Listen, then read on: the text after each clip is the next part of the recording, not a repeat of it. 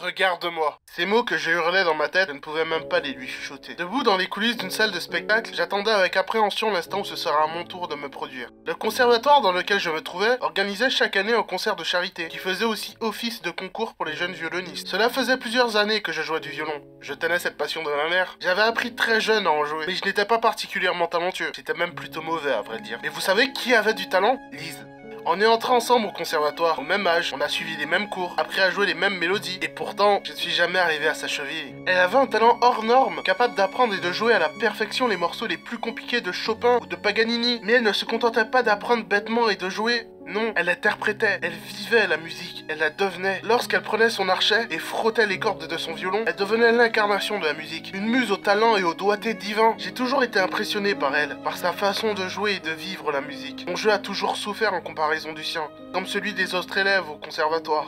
Beaucoup ont abandonné face à elle, ils n'ont jamais pu tenir la distance et la comparaison. Son talent si incroyable nous écrasait totalement et nous déprimait. Contrairement aux autres, je suis resté. J'ai continué à apprendre, à m'entraîner et à travailler, à perfectionner mon jeu et mon doigté. J'ai travaillé d'arrache-pied, tout ça pour ce qu'elle me remarque, pour ce qu'elle me regarde. Je voulais l'impressionner, l'étonner, l'émerveiller, mais avant tout, je voulais lui prouver, à elle comme à moi, que j'existais. Mais je n'y suis jamais parvenu. Mon jeu est trop brut et trop brouillon pour cela. Et aujourd'hui encore, elle ne sait pas qui je suis. Elle était assise en face de moi, la tête baissée, les yeux fermés. Ses mains serraient fermement son violon. Elle se concentrait pour son passage. Elle n'avait regardé celui de personne, et elle n'avait écouté personne. Elle était restée assise et concentrée, à se préparer psychologiquement sur son futur passage. Je la regardais attentivement, ses jolies boucles blondes qui descendaient jusqu'au bas de son dos, et qui avait l'habitude de danser lorsqu'elle jouait, ses pommettes et ses joues roses, ses jolies lèvres fines et ses yeux d'un bleu cristallin. Elle était si jolie, si parfaite.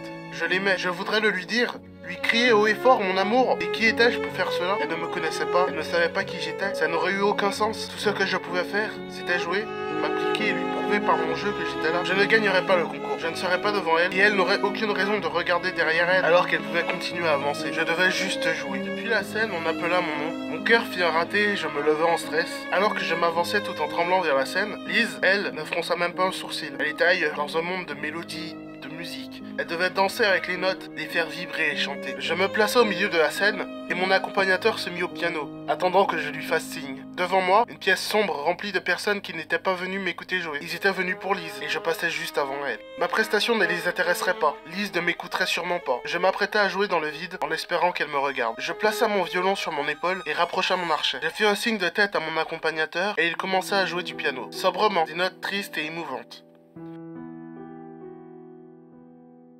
Je me mis alors à jouer à mon tour. La mélodie était lente, mon jeu peu sûr de lui. Je ratais sûrement des notes et je le savais, mais je jouais tout de même. Je devais donner le meilleur de moi-même. Elle était là, celle que je voulais impressionner et émerveiller. À quelques mètres de moi, celle que j'aimais pouvait entendre ce que je jouais. Elle pouvait me voir, et c'était à moi de lui forcer la main. Je devais mettre mon âme dans mon jeu, je devais vivre la mélodie pour la forcer à le faire. Regarde-moi.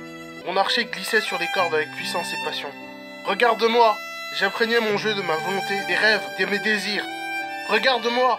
Ma tristesse, mon chagrin, ma peur et mon appréhension, ma passion et mes désirs, tout cela ne comptait plus alors que je jouais. Tandis que je frottais les cordes, je ne pensais qu'à une chose. Regarde-moi!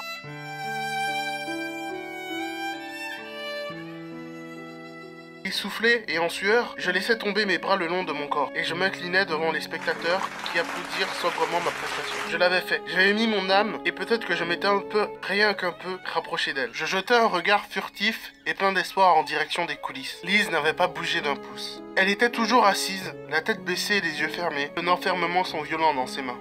Évidemment, me dis-je en souriant. Je saluai une dernière fois la foule et je partis en direction des coulisses. Lise fut appelée à se produire. Elle se leva calmement et avança lentement vers la scène. Alors qu'elle avançait vers moi, son regard était loin, très loin de moi. On se croisa durant quelques secondes, et sans même me regarder, elle chuchota. « Très beau jeu, Alexandre. » Je quittai la scène et entra dans les coulisses. Je fus aussitôt parcouru de frissons et je tombai à genoux au sol. Les larmes coulèrent le long de mes joues, sans que je ne puisse les contrôler. Elle me connaissait. Elle m'avait écouté. Elle m'avait regardé.